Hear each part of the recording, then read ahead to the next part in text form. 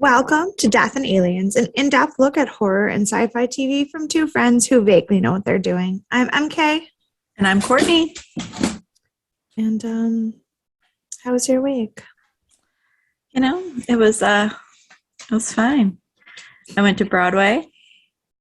You did? And I didn't tell you what show I went to saw. Yeah, I still have no idea.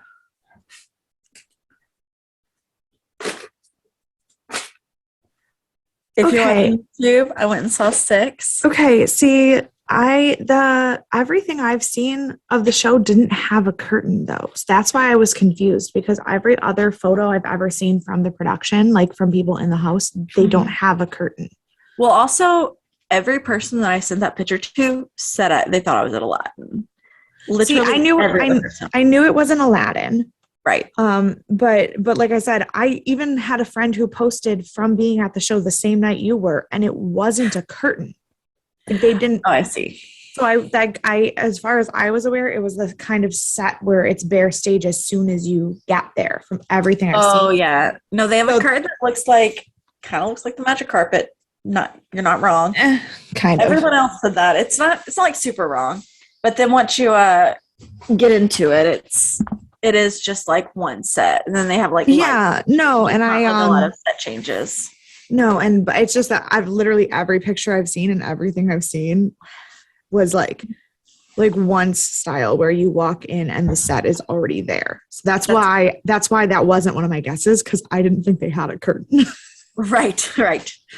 So that's fair then. Yeah, and no, it was super good though. Yeah. For those of you who don't know what it's about the ex-wives of Henry VIII. And basically, like, they're taking back their power. It was really good, and the music's phenomenal. Like, I hadn't listened to the music before. Oh, and I love the music. It is historically inaccurate and pisses me off on levels that I cannot explain, because people would then have to see the psychology that is my obsession with Henry VIII and his 6 wives, and I don't think we have time for that. I mean, that could be a whole different podcast. So, but the music is fantastic. It's pretty good, yeah. So how was your week? It was horrible. And no, it was fine. It was a Catholic schools week, so like the kids were insane, and which is Spirit Week for those of you who are not Catholic, because I had no idea. Oh yeah, no, it's Spirit Week, so it was stupid. And just listen, as a kid, Spirit Week was the coolest thing in the world. As a teacher, it's not. It's really, really not. And also, it's snowing, and it's gross, and I hate it. So, well, it's not snowing here, and I'm mad about it. So, it rained, and it's been raining for 2 days now, and it has erased all of the snow I had. Yeah. No, I had a snow day today.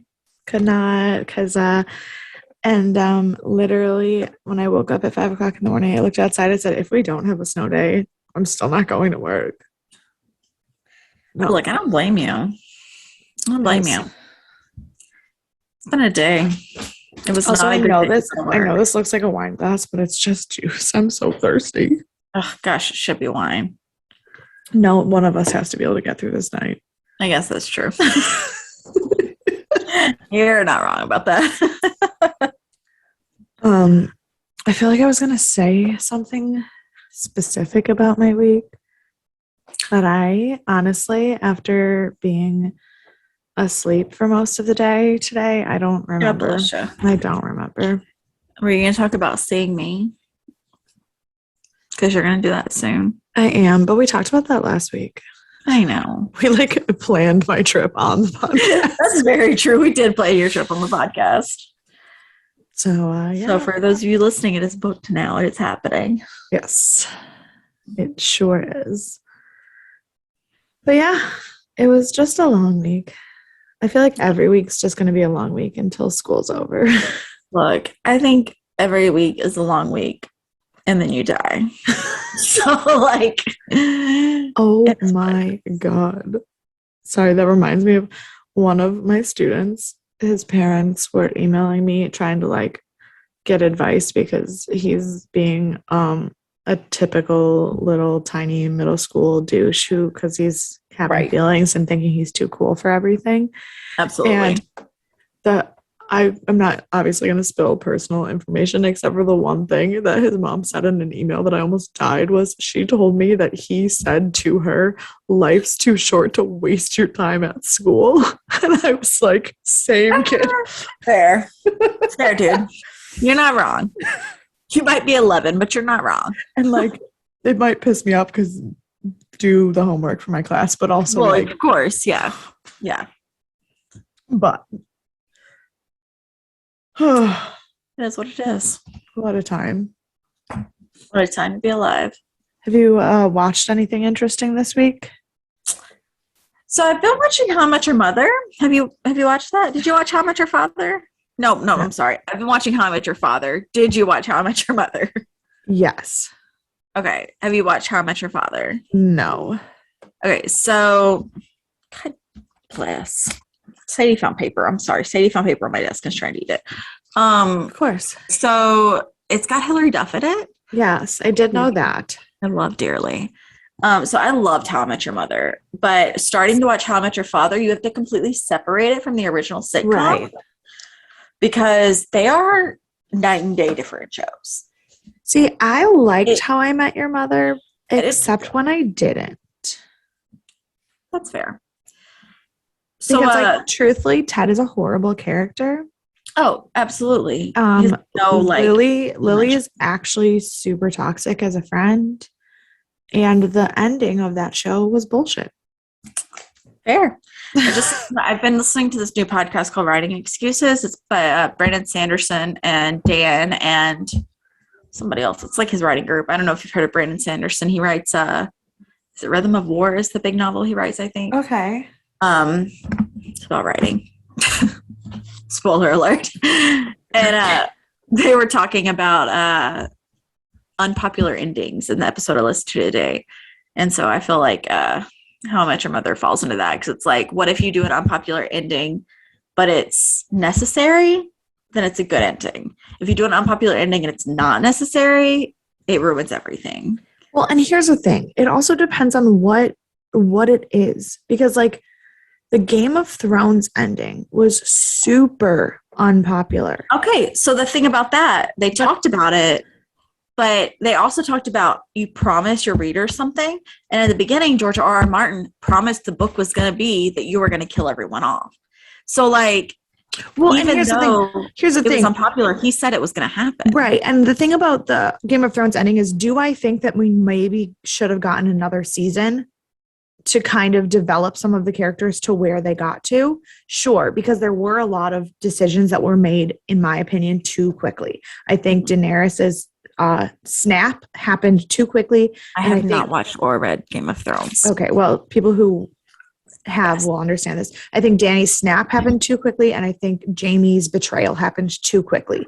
But I don't think that any single character in that show didn't end up exactly where they should have been. And that's what they talked about. They used George R.R. Martin as a example of someone who has unpopular opinion or has unpopular endings, but it's necessary for what was happening. And he promised it. They said always, like, whatever you promise your writer, you have to follow through with. Well, and George R.R. Martin promised it was going to be detrimental. You were going to be devastated when it happened. When that show ended, I watched the ending and I was like, oh my God. And I got on Twitter, nothing but people being pissed off. And I go, did we watch the same show? I did see that. I do not know what happened because I'm excellent at avoiding spoilers, but I did see that everyone was mad about it. But things that they were mad about are stupid, because they don't understand anything. Fair. And most of the people who are mad about the ending of the show did not read the books. Yes. And that goes back to me saying a lot of people are mad about How I Met Your Father, but they're not accepting it for what it is. Which is, they want it to be like How I Met Your Mother. And it's not. And it's a different show. Yeah. First of all, it's 20 years later. Facts. But the thing is that the way that they do the sitcom, it feels like a early 2000s sitcom, which I love with all of my heart. Those are my favorite type of sitcoms. So it feels like an early 2000s sitcom set in modern day. But it doesn't feel like How I Met Your Mother. Which is fine. Which is fine. Yeah. And everyone's mad about that, and I'm not mad about it. I enjoy it. So. No, but How I Met Your Mother ending, stupid. Game of Thrones ending, exactly what it should have been. Fair. I've heard that's true. MacGyver ending, horrible. But then again, okay, me. Honestly, and this is going to, again, you didn't watch MacGyver, but I read an article this week about something that was planned for season 6 of MacGyver had it happened. I am so glad the show got canceled. Because I'm not, obviously, I loved that show so much. I cried when it got canceled. But if they would have done what this like spoiler website said that they were going to do, no. Nope. I think spoiler websites half the time just make up endings and hope it happens. And then like, because like, I mean, here's the thing with writers, as a writer, they like put out feelers to see what you think is going to happen.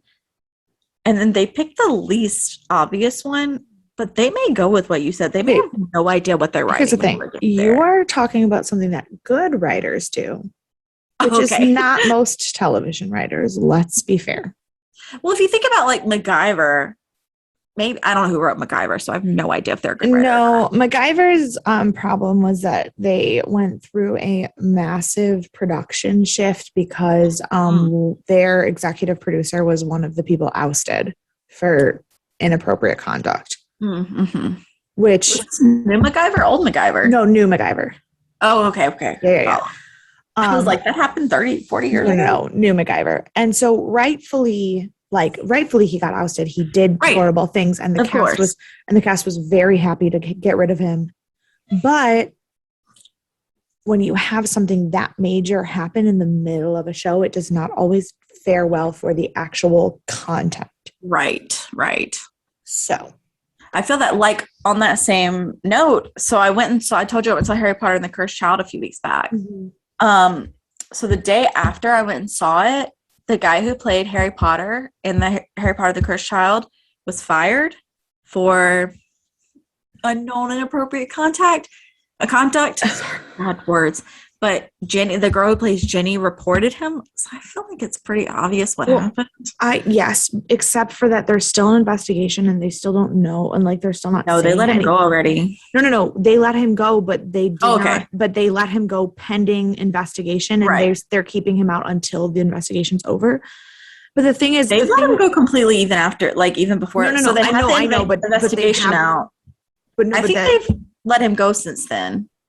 Oh, have they? Because the last that I read was just that they fired him, but that the investigation, pending investigation. But I think they've that the investigation they fired him totally, but that the investigation had not happened, like fully happened. I think they're still working on it simply because the girl who plays Ginny is also taking a hiatus for like 3 weeks. So I think they're still going through stuff, but he's fired completely at this point. Well, yeah, no, I mean they weren't. And my point was that like he was excellent at playing Harry Potter. And like when we left that night, my friend Becca, all she could talk about was how good he played Harry Potter. And I was like, we were the last people that are going to see him play that because he was let go afterwards. And it was. And I'm totally not saying I don't believe her. That's not at all. No, absolutely. Yeah. I'm just, he started playing Harry Potter. He was the first replacement. He was in that role for like, since like 2018. I don't think so. I think a new guy came in because I think this guy's only been in for 3 weeks. Nope. Oh. James Snyder took over. He was the first replacement. He's been in the show since 2018. He did vlogs with Broadway.com when he was in it originally. I've seen tons of videos. I've seen the way he interacts with the kids backstage and stuff. And like, I'm not saying it's not true. I'm just saying it was very, very difficult for me to see his name as something like that because he's someone that I've seen enough and like have seen enough with him to like not think that that's who he is, because he's also been very vocal about like protecting kids in the industry. And I can totally understand that because like it was also, it was hard for us to see. We saw it the night before and him and the guy who played Ron were the best part of the show. Like, obviously like they weren't the strongest characters in the show because it's more based on the children. Yeah. But they were the best actors in that show. And I was just like, it's devastating, but it is what it is. Like, yeah, no, I just, James, I didn't realize he'd been on that long. I didn't know him before I saw him in the show. No, but I love him. I hope I can still love him, but like, you know what I mean? I know. And it's like, and it's not even like, I know there's a big thing with like cancel culture. I am not trying to get political or go on a rant. No, but I have. I know there's a big thing with cancel culture, and I think it's problematic for a lot of parts because it's too rampant, if that makes sense. Yeah. And so because like obviously if someone has done something inappropriate, they should absolutely face the consequences for what they've done. But it's become so easy to blame people for things that haven't happened. Like, okay. Or blame things for people for things that happened 15 years ago that they've made up for. Exactly.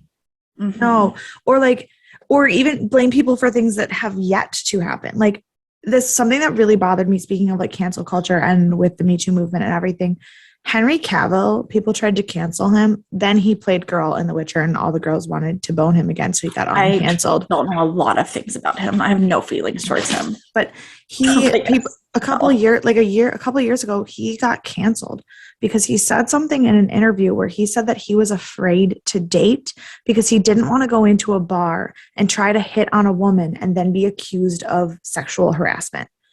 Right. And everyone was like, maybe you just talk to women in a different way. And he was like, I'm not going to walk up to them and be like, I want to lick your pussy. But like, with how at the height of it, how quickly people were being like, that's assault. Mm-hmm. He was like, what am I going to do? I can't talk to a woman at all. Right. And then everyone was like, canceled. You just don't know how to treat women. And I was like, okay, can we just like pick somewhere in the middle? Like, right. Could you pick something consistent?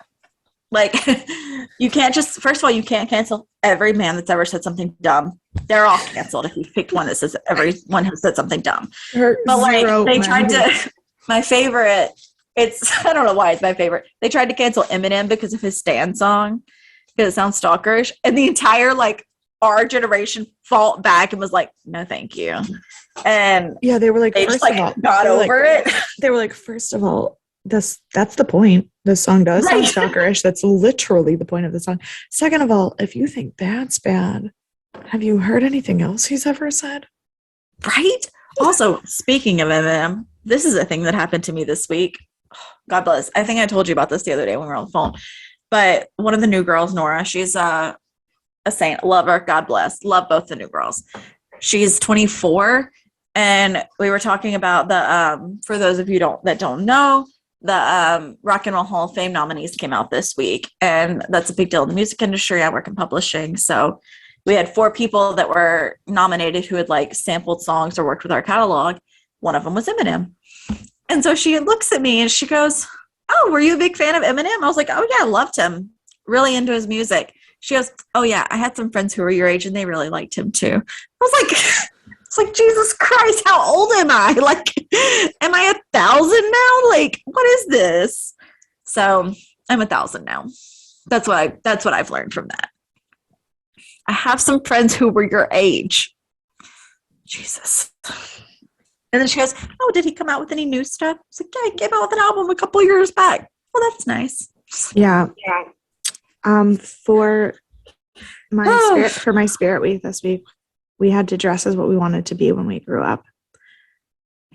And I dressed as Avril Lavigne from the Skater Boy music video. None of the kids knew who it was, except for one third grader. She got a cookie because I was like, thank you for having a good taste in music. The only third grader we like. Actually, I like the third graders better than my kids sometimes. The only third grader I like. Let's be fair. Perfect. MK did want to go as me. I did want to go. No, I did go as you because I forgot to take all of my medicine or drink coffee and was late to work. So really, I just dressed up as you, which is my everyday with skate life. Shoes, which is also part of my everyday life. Have you seen my checkered shoes? I still wear them. Okay, no, but not Vans, like actual, like when they used to have the big puffy. Oh yeah, no, I just have. So I wore the Vans when I was in high school too. I didn't wear the thick ones. I wore the Vans. So. No, I wore Etnies and Airwalks and all the big like, yeah. Yeah, I did not I wore Vans because I thought they were cooler. And they were. Speaking of times that were cool and when people would have known who Avril Lavigne was, Dead Like Me. Also 4? Yeah. 2004. Well, that's when we were cool. Last time we were Skater cool. Boy music video did come out in 2002. So yes, so that was our time. On the episode 9 of season 2 of Dead Like Me, it was called "Be Still My Heart," and it was rated 8.0 stars. It came out on September 19th, 2004. The number one song of the year was still, or the year, the week, the day, I don't know, was Still Whatever. Goodies by Ciara. The number one movie of that week was a movie that I have not seen, but then I watched a trailer for it and I feel like I should see it. My dad said it's good. It's just weird. Because the number one movie of that week was Sky Captain and the World of Tomorrow, which is like a sci-fi noir film starring Jude Law and Gwyneth Paltrow, but it's got like really weird like comic book graphics. Okay. So I could hit or miss Gwyneth Paltrow, but I love Jude Law. So see, I love Gwyneth Paltrow, and I know a lot of people think she's crazy, but like I just hit or miss her. I love her. She could sit to the side and I'd be all right. But I do love Jude Law. So see, the problem is Jude Law was in Captain Marvel, which was a terrible, terrible, terrible movie. So you hated Captain Marvel? I hated Captain Marvel. I mean, it wasn't my number one Marvel, God. but I didn't hate it. I watched it twice. Ugh. So, well, I did like it better the second time I watched it. The first time. No, I also hate Brie Larson as a human, so there's that. Do you have a reason? Do I need to hate her? I don't want to. No, she just seems really fake and preachy and like tries too hard to be one of the people kind of thing. Like she had a YouTube channel where she was like talking about how she just wanted to be like talk to us, and I was like, no one wants to talk to you. That's sad, but probably true. I still like her. I don't have a reason not to like her yet, so I still like her. That's fair. Yeah. I did think her commercial where she was in a car was really dumb, but you know what I'm talking about? Yeah, like, but around the time of Captain Marvel. Yeah, I just feel like that's actually her. Like, I don't think she's acting in that commercial. That's a really dumb commercial, but otherwise, I think she's fine. The blurb for this episode was really long, like really long for some reason. George goes. Yeah, I don't know. George goes looking for a trip at his father's funeral with major consequences. Daisy is traumatized by her rape, a murder. Mason is the sensible one. Seriously. It says that in the blurb. While Rube places Roxy in temporary charge as he goes searching for something. Clancy has Reggie stay over. Many, many loose ends are left. This is truly the entire plot of what happened. Yeah, we don't have to tell you anything else. That's it. We did it. Done. It was directed by Tony Westman, who he is new. He has only 10 credits on his entire IMDb, and I've heard of 0 of them other than this show. Oh. You said Tony Westman? Yeah. Maybe I'll give him a look, see what's going on. Yeah, no, like there was like 3 independent films that I'd never heard of, and like a couple like single episodes of things. Like I have no idea who this man is. Cowbells? You never heard of Cowbells? Wait, he did not direct Cowbells. I would have. Oh, he was cinematographer for Cowbells. Oh, sorry, I only looked at his directing. Muppet things. Christmas, The Client List. He didn't direct any of those Jennifer things. Love Hewitt. He did not direct any of those things. I don't know where to find his director credits because I just exactly because he didn't. 4500 is new. That's a new show people like. Oh, okay. But I was like, that's because he didn't direct anything. That's why you can't find his director credits because there aren't any. He didn't direct anything. He's with cinematographers for some stuff I knew, but like. But also things that don't really need cinematography. Like Cowbells would have been fine without it. The Muppets? That needs cinematography. Fine. The Muppets in Oz? It was one of the not great Muppet movies. But it does cinematography. Fine. I don't think I've actually seen that one, but I assume it needs cinematography because it's the Muppets. And then it was It was written by Annie Weissman, who is returning. We know her. Yes. So it starts with George's monologue about how everyone loved coffee. Which is fair. I very much felt her in this moment. Yeah. And that's the only thing that her and all of the members of her family have in common. They like coffee. Same. Just kidding. I do actually have things in common with my family, but we do all love coffee too. So then we go to the diner. And I keep calling it a diner because it reminds me of like the Waffle House. It's a diner. It is. It's just not really. Yeah, I don't know. It's a diner. You can call it. Yeah, it's fine. So they're it's just George and Daisy, and Daisy's reading the newspaper. George wants to see the obits so that she can find out when Thomas's funeral is because she wants to go see Trip. Mm-hmm.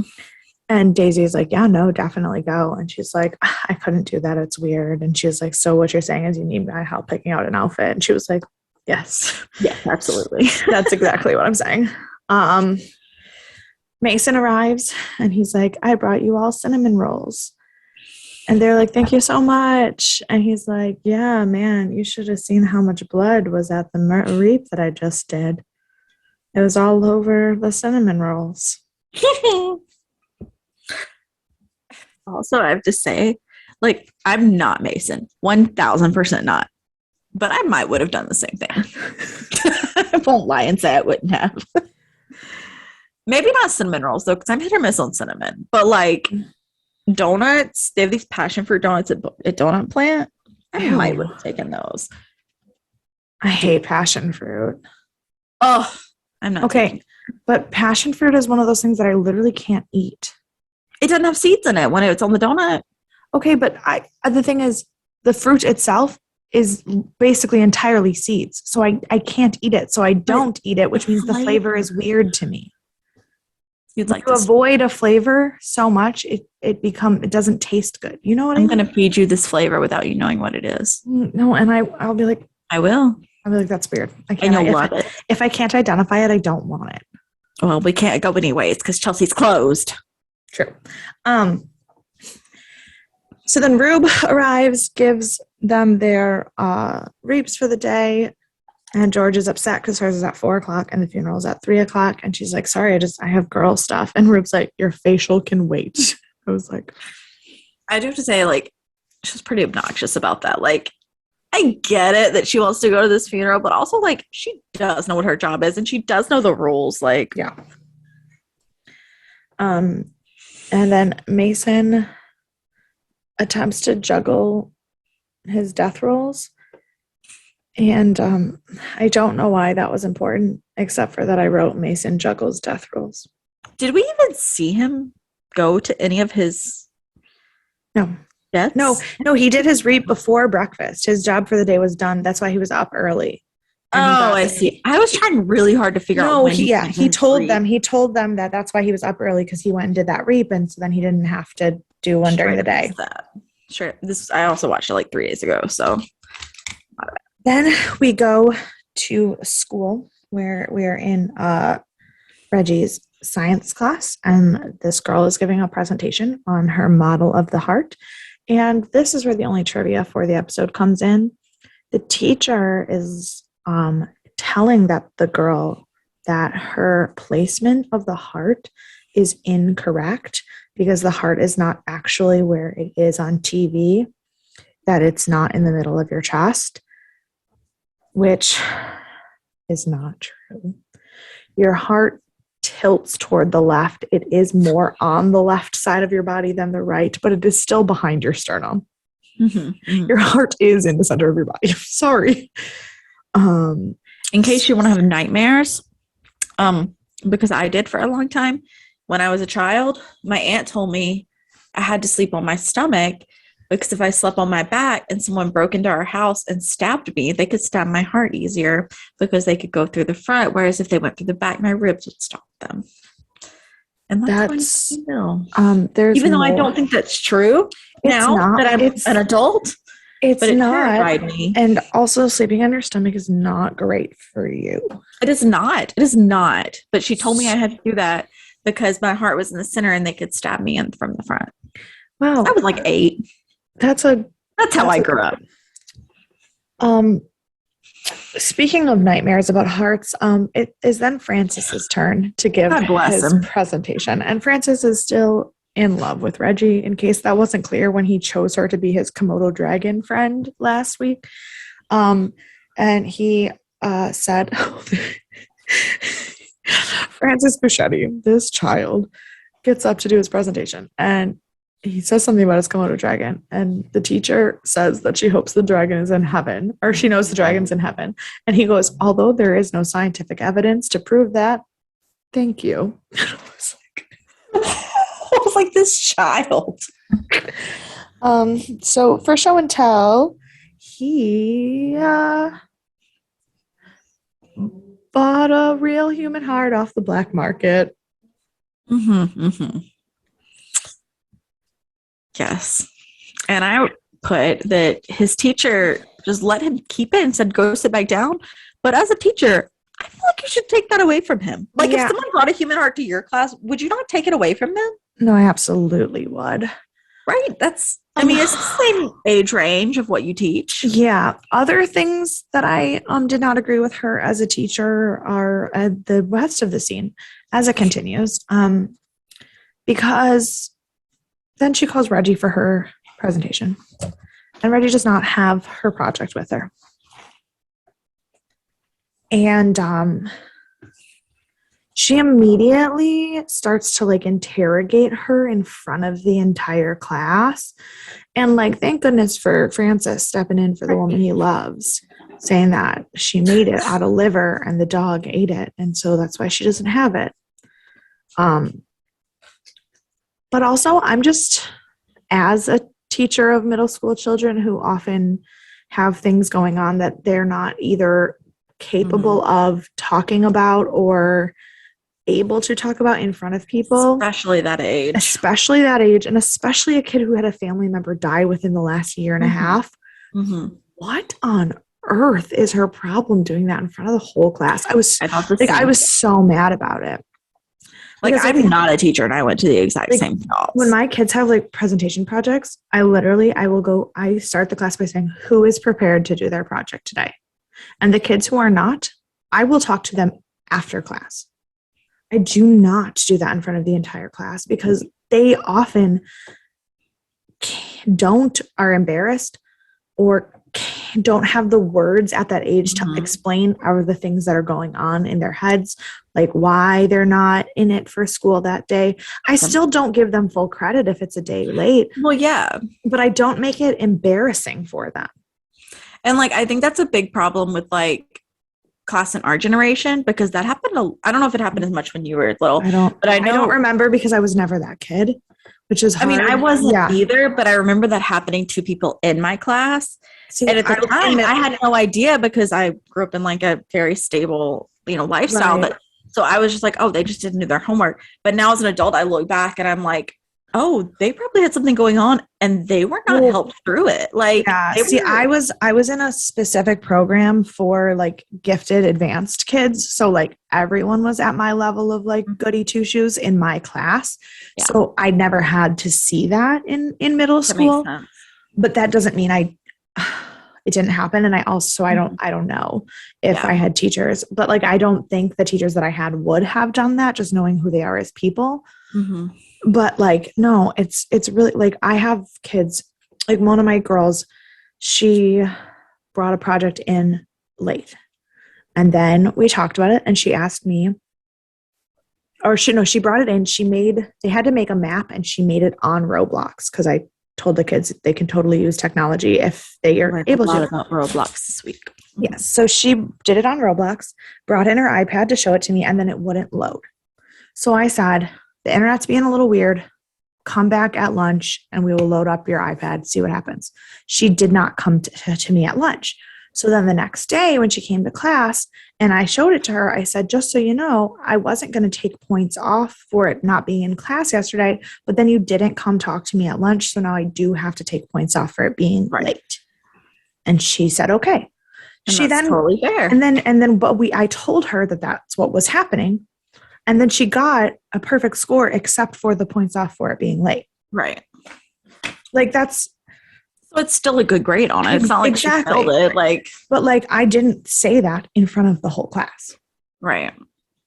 Because it just. Which is because you never know what kids are going through, and kids that age are so much less likely to talk about it because they just don't trust anyone because they're going through so many hormonal changes that it's just, I mean, you know this, you work with them every day. Like, yeah, it's just insane. So yes, I agree. That was not the correct way to handle it. Yeah.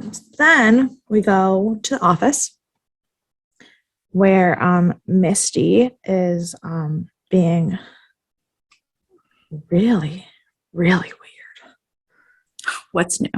And she is talking about how she works there for 35 hours of the week, and for 34 of them, she's thinking about having sex.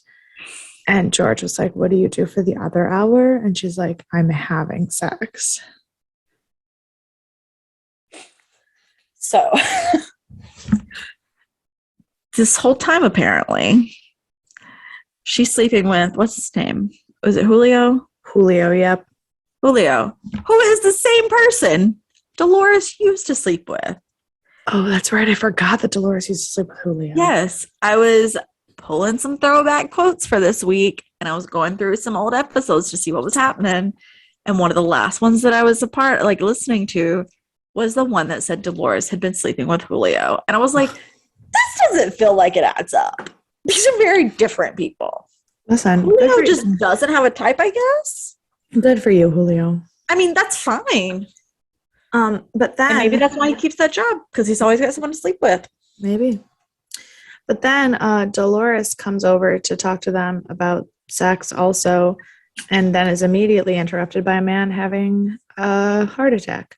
Only JK, he wasn't. It was an exercise to test their CPR and first aid response skills, and they all failed. Everyone sucks at CPR and responding correctly. And George is like, she's like, George, come over here. She's like, oh, I wasn't here that day. It's like, that's not an excuse. And she's like, she's like, he's gonna die. And George's voiceover is like, I don't know, his post-it.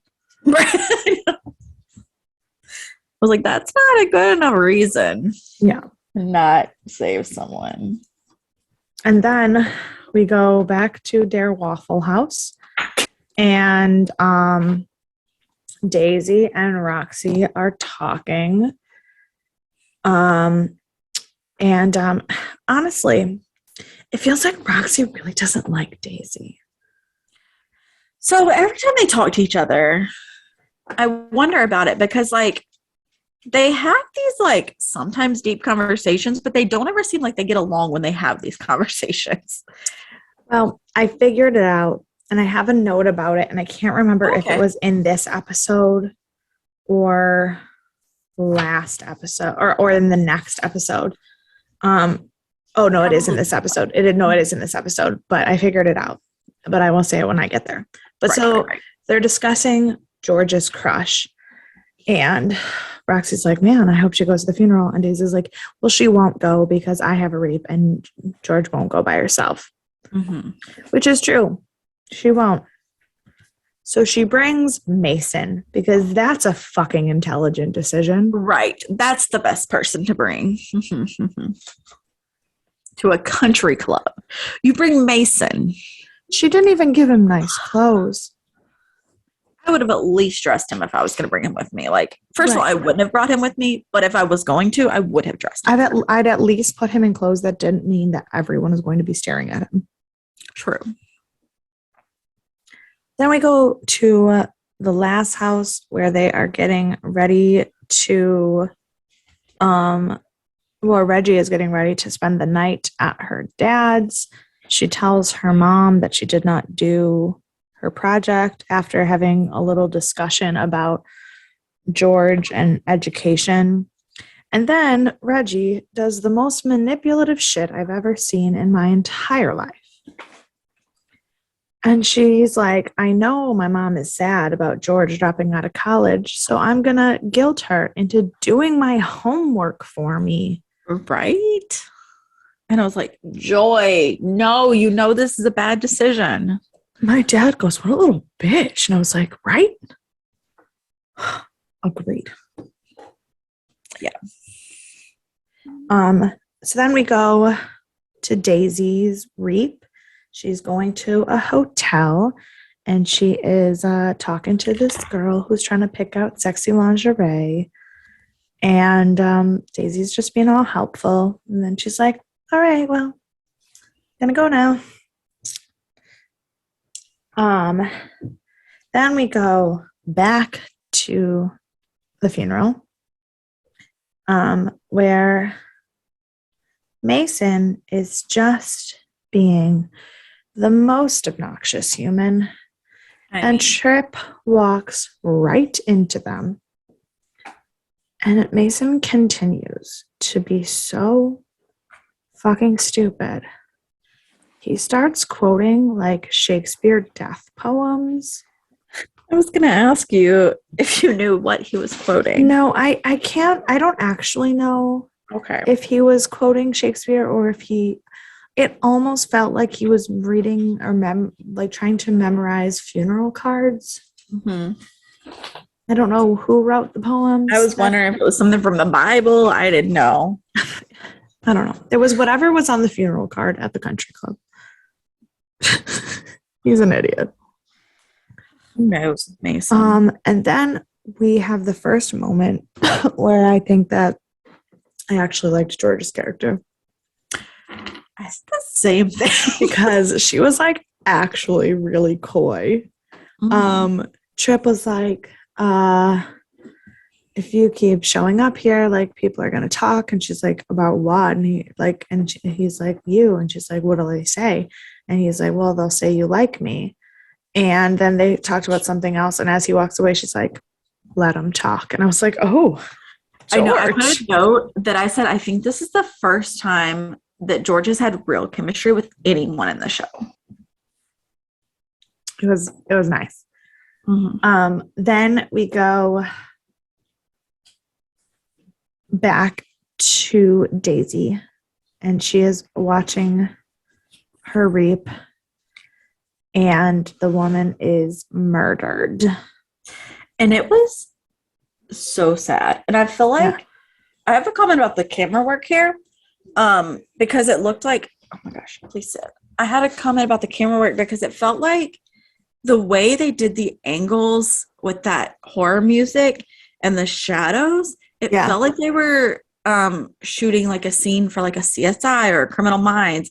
It felt like they were shooting from like a true horror or murder scene. It didn't feel like Dead Like Me shooting. Yeah, I get that. I think the thing was obviously the death itself is sad and the effect that it has on Daisy is sad, and I totally get it.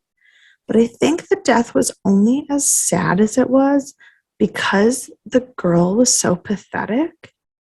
Mm-hmm. And like I don't mean that to be like she's so pathetic because she's trying to get him. Like that's not what I mean. The scene where she's talking to Daisy beforehand and she's like, I don't know about this color and his wife wears this color and I don't want to be desperate. Like she's very, very like the way she talks, she has no confidence in herself. She's like, maybe if I do this, he'll like me. And like she's just written as a very like pathetic character. And I think her character is foreshadowing. So obviously I don't know, but I think like the fact that it had that horror scene type style of lighting and stuff wasn't what made it sad. But I think at first I thought that Daisy experienced a similar thing and that's why she was so upset about it. But I think her sister experienced it and she tried so hard to help her out before she died. And I think that's what made it sad too, because I think it had a part in Daisy's life. Yeah, no, I have a note at the end about her sister. Yeah. Where is that? We can talk about it then. I don't know. Yeah, I don't know. Because it's definitely like at the end. Yeah. But yes. So then we go back to the funeral again, and I don't know exactly what bullshit Mason is spouting at this point, because my note says Mason is being an obnoxious drunk, followed by a note that says Tripp's sister is a bitch, followed by another note that just says Mason sucks. So like, I don't know what. Okay, so this is where Mason's at the bar and he says, "Can I buy you a drink?" And she says, "You don't buy drinks at the country club." And no, this is not there yet. Okay. No, this is not. So my next note about Mason says he's stealing diamonds. Is it that? Oh, that's why he sucks. When he steals the diamond from the dog. Mm-hmm. That's when he sucks. I don't remember. Oh, he was being obnoxious when he was talking to the painting of the dead lady, saying that, that everyone drank because they were so ugly. And then we find out that the girl who keeps interrupting George and Tripp is his sister, who is a bitch. And then Mason steals a diamond necklace from a dog. And I said he sucks. Yes. Then we leave there and we go back to the diner where Rube is with Roxy, and he says he has to go do research on a research trip, and she is in charge while he's gone. And she's like, "Research on what?" And he was like, "I'm not going to tell you." And she's like, "The fuck you are." Yes. And he goes, "I sent something to someone a long time ago and it didn't get there. And I need to see why." And she said, "Were you dead when I sent it? When you sent it?" And he said, "I said I knew when coffee cost a nickel. Yes, I was dead." No, he was like, "Yes, I was dead." And she's like, "Is that person dead?" He was like, "Coffee cost a nickel, Roxy. Yes, that person is also dead." You know, we also got a bit of an insight into Roxy's life here again. And the first time in like 15 episodes. Roxy is so like undeveloped as a character, and she should be so much more developed because she has a lot going on. But like when we first get into the scene, she talks about like she's still having nightmares, and I want to know more about that, what that's about, because if it's about her dying, that was 20 years ago. I don't think it's about her dying. I think it's about her shooting the girl from the concert. Oh, okay, that makes more sense, because I was like, it doesn't make sense for her to still be having nightmares about her dying. No, she's having nightmares about having killed someone as not a Reaper. That makes sense. Yeah. Okay. Because I didn't even think about that as one of the reasons.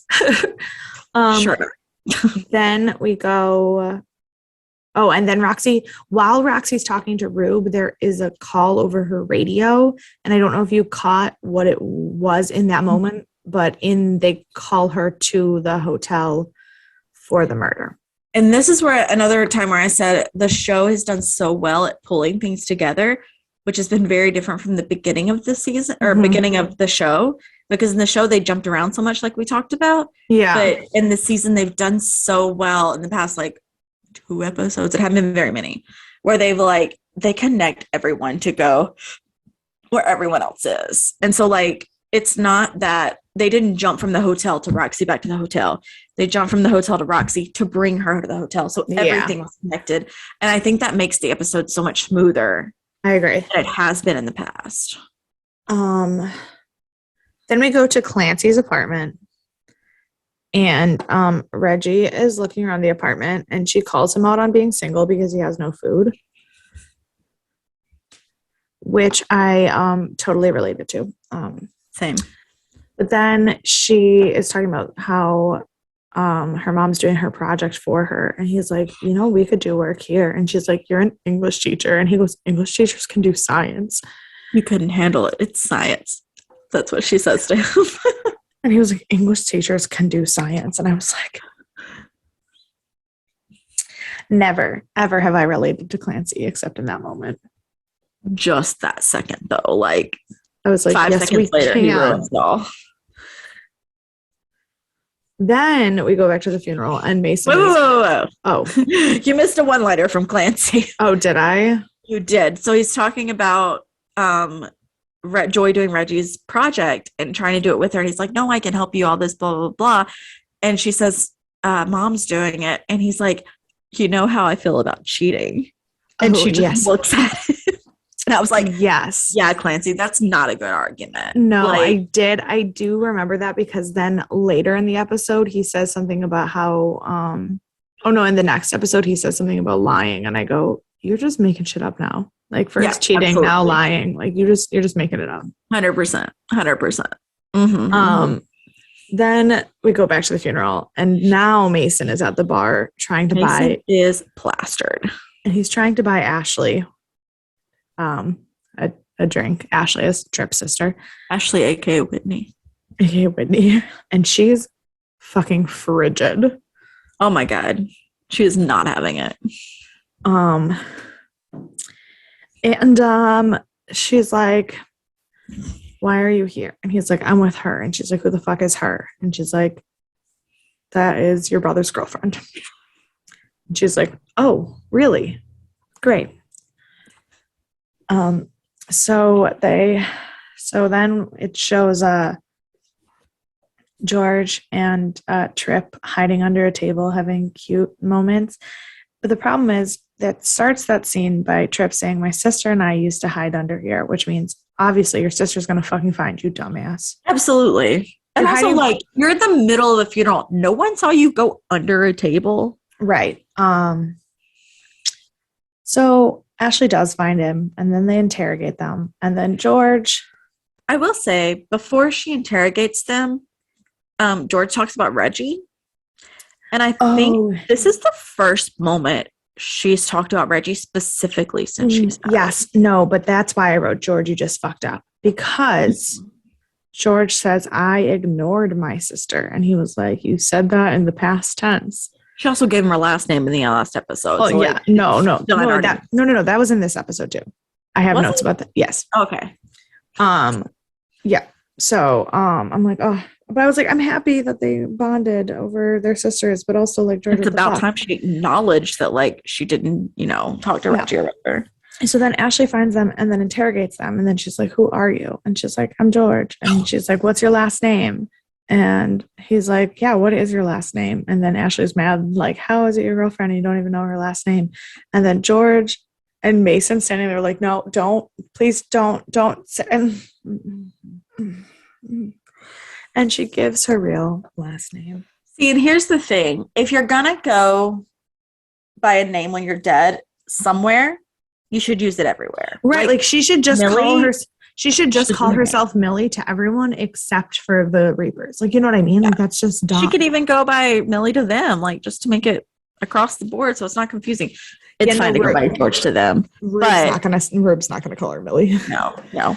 But, like, that's why I was like, you can't tell people who are living your name is George. Like, that's not gonna work for you. I was like, I literally wrote, you fucking dead idiot.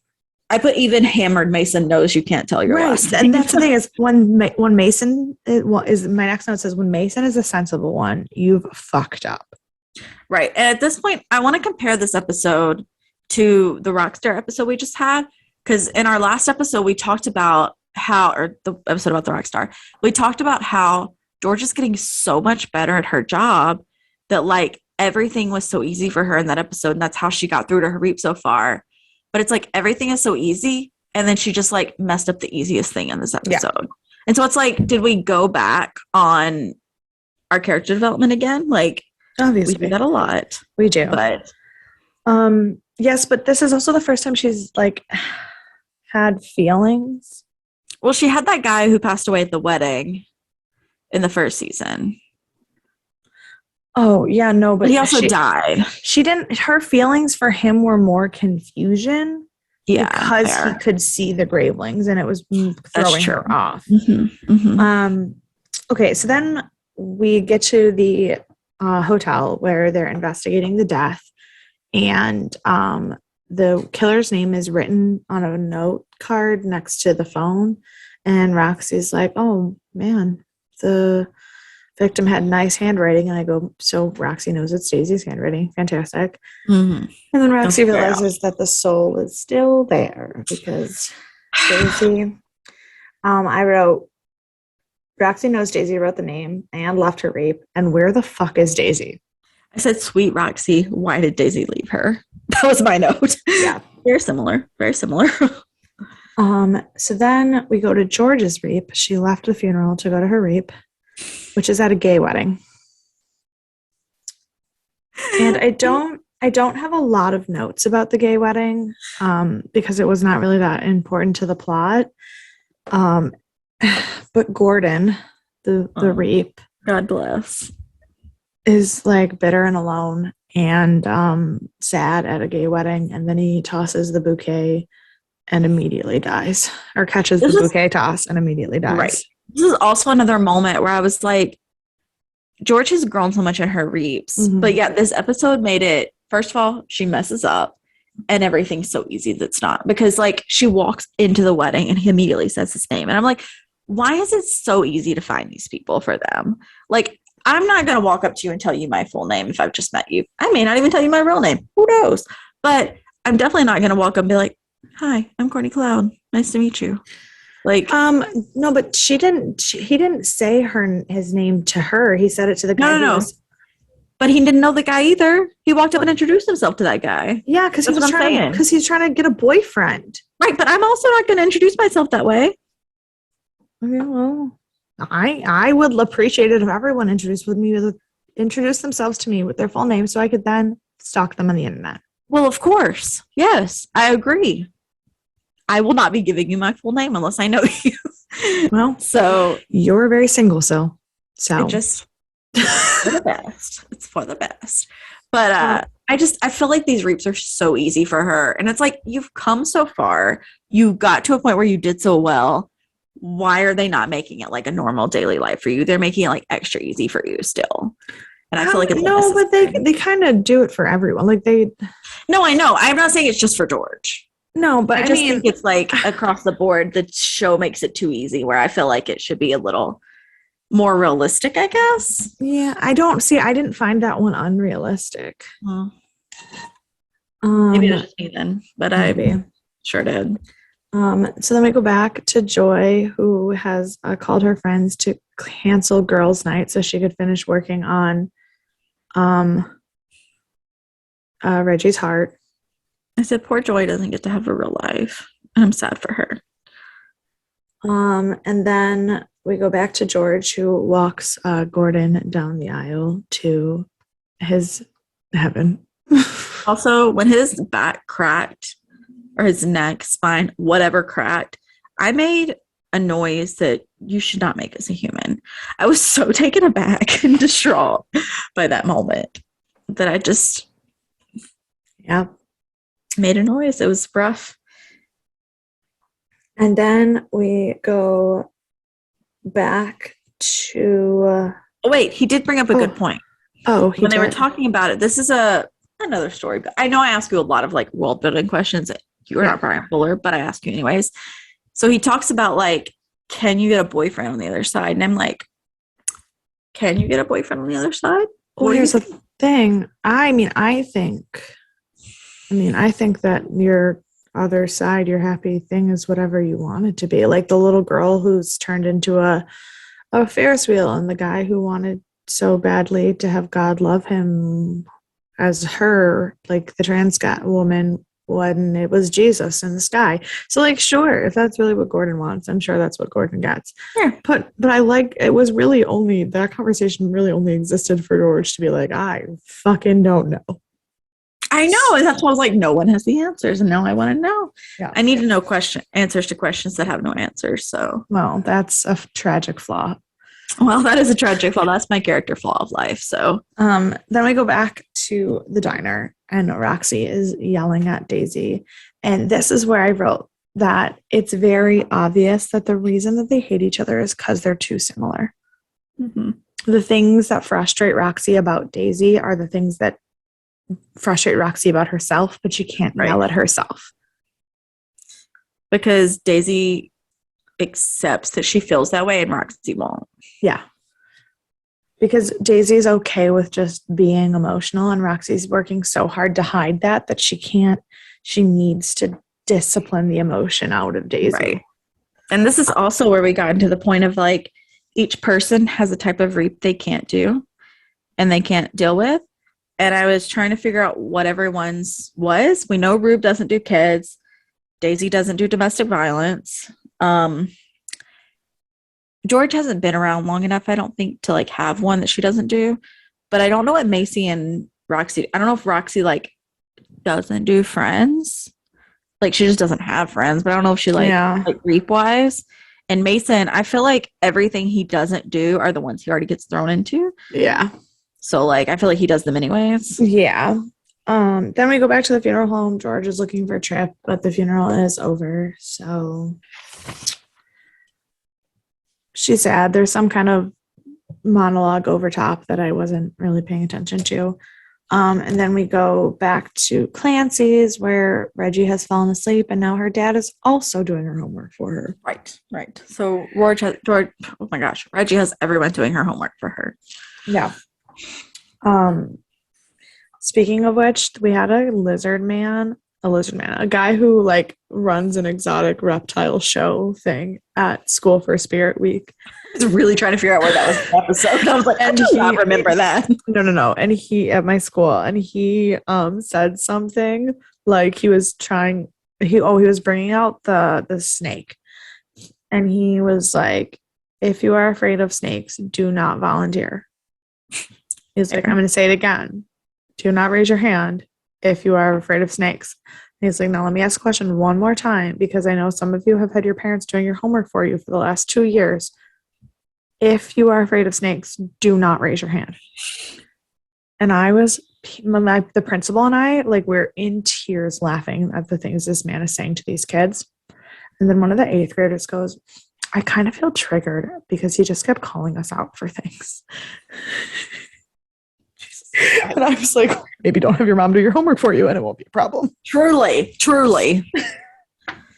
My parents would never do my homework for me. Like we had so many hard things. We had to make a Rube Goldberg event one year. And I was like, and my parents made me do it all by myself, which like fair, they should have. But then every other kid had their parent help them. And mine looked so bad because it was so basic because I did it by myself. And I was like, my parents never helped me with anything. Yeah. My parents really I only remember my dad really helping me with one thing one time, and it was an essay in 5th grade, and it was the best essay I ever wrote. And to this day, I don't know how much of it I wrote. Well, it happens. What was it about? The American Revolution. Ugh, ick. Okay. Oh my God, no, love it. I could rewrite that essay right now. So then we go back home, and George is being all sad about her lost love, and then turns out Trip is at George's house with her earring that he says you dropped this. She gave them to Mason. Mason dropped it. Right. Just kidding. Mason gave it to him. Right. Because Mason also told him how to get there. Yes. And she was like, oh, I'm like a dead Cinderella. She's not wrong. And then they hook up. Mm-hmm. Then we go back to the diner, and Mason is trying to talk to Daisy, and he's like, yeah, where were you? Like, I missed you today. It was so much fun. And then she's like being all sad, and then he's like, I love you. I mean, you're yeah. I was like, so Mason is a lot of red flags as a human, but he's also like the sweetest human. Like he sits there and he listens to her and he knows when she needs something and he's there for her. Okay. Even if he's a disaster as a human. Now, watching season 2, Mason, is it more clear why I was in love with him? Yes, absolutely. 100%. Okay. Right. No questions. No questions. And then Daisy, for the first time ever, mentions that she had a sister. And obviously, without saying so, she is telling us that her sister was murdered. Because obviously, she wouldn't be thinking about her sister in this really sad moment if those two things were not connected.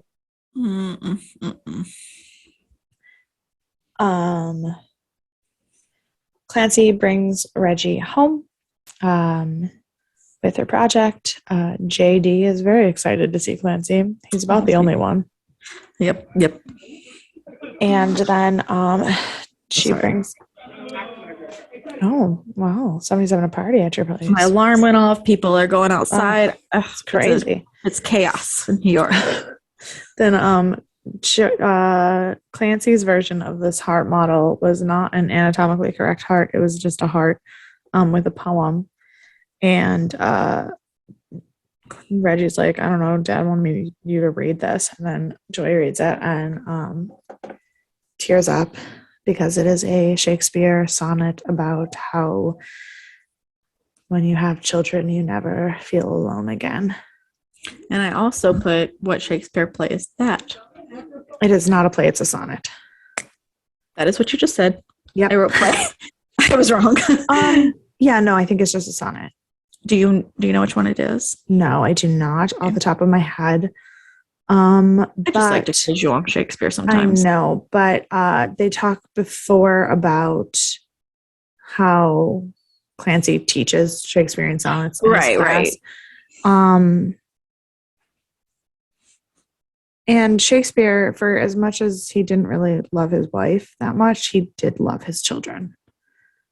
That's true. Even when he didn't show it is true. So then turns out JD did actually eat the project. And Joy's pissed, but Reggie's like, no, I love it. And this manipulative little brat only loves it because she can bring the broken one to class and be like, see, my dog did eat it. But it's okay because we're never alone. I like how you've presented her project for her. Thank you. Yeah, well, it's unfortunately I know a lot of manipulative kids. And then George wakes up and Trip is gone. Mm-hmm. And she's like, oh no, I have messed up. But then it turns out he didn't really disappear. He just went to get coffee. Mm-hmm. Only I really wish he would have fucking disappeared because the next scene is so awkward. It hurt me to watch it. Mm-hmm. And then we just get the last little bits of like scenes with monologues. Rube's gonna go look for his family. Reggie does their presentation. Millie completes CPR training and saves a life at work. And that's it. Yeah. That's the end. That's a wrap. Yeah. Like I said, the only trivia that was on IMDb was the thing about the heart being wrong. Now that you ask me, I really wish I would have paid more attention to what Shakespeare that was. I know. Because it wasn't in the IMDb trivia, so I didn't even think to read it. And I should have known that you were going to try to test my Shakespearean knowledge. That is what I like to do. It is what I do, too, so I should know that. But right. Whatever. It's 11 o'clock at night. I don't know anything. Truly. Who would you like to punch? Oh, gosh. Oh, I forgot about this. Oh, gosh, you go first. His sister. I'm sorry, I lied. I want to punch Ashley in the face. That's a good one.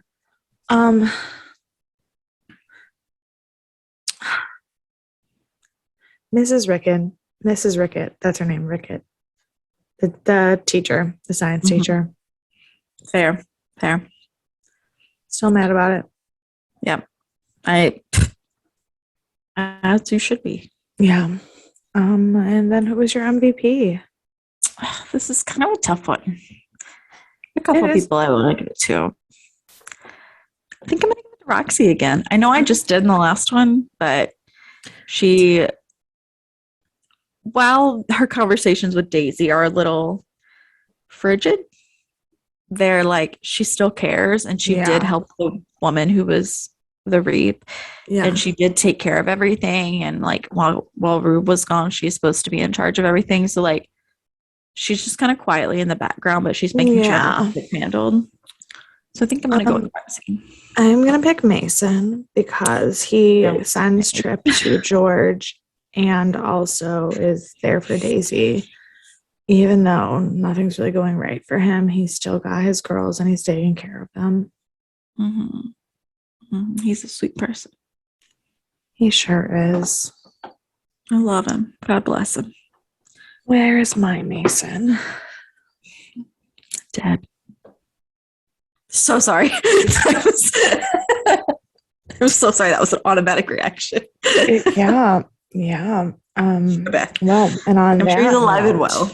He's alive and well. I sure hope so. God. And also, hopefully, I don't fall in love with someone who thinks putting a drill in the back of their head's a good idea. And also, he's not in Scientology or Nexium or whatever cult he decides to be in this week. He's not in a cult anymore. Not anymore. I mean, like, I was looking today. Not today. No, who knows? Like, he could join. I mean, Leto's. What's his name? Jared Leto.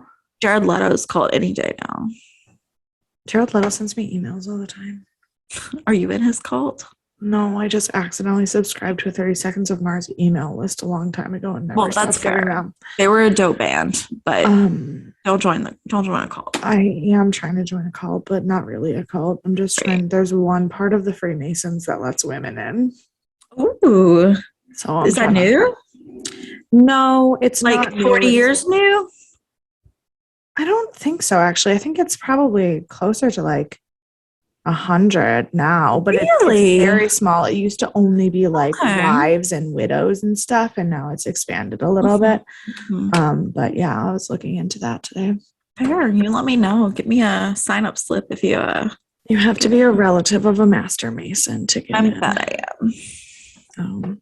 I definitely. My grandpa is a Mason. I bet I could find someone. Well, I got a big family. I'll send you the list of relatives that apply for. Excellent. I did 23andMe, so I will find some relatives. Well, it's a very short list of how far away relatives you can be. I have like first cousin once removed. I have a lot of those. I don't know if that second cousin. I have a couple second cousins on there. I don't think that works.